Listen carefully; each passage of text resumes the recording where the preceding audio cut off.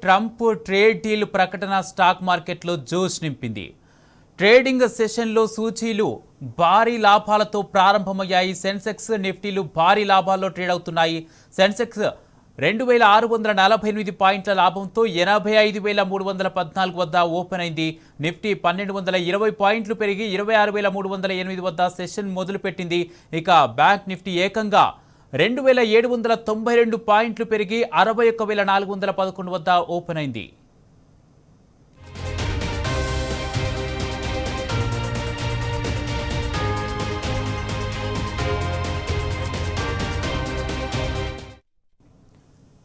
ఏడాది కాలంగా India US trade deal కోసం ఎదురు చూస్తారు ఇన్వెస్టర్లు. సుంకాల భారం తగ్గాలన్నా, స్టాక్ మార్కెట్లు పెరగాలన్నా వాణిజ్య ఒప్పందం జరిగితేనే సాధ్యమన్నారు విశ్లేషకులు.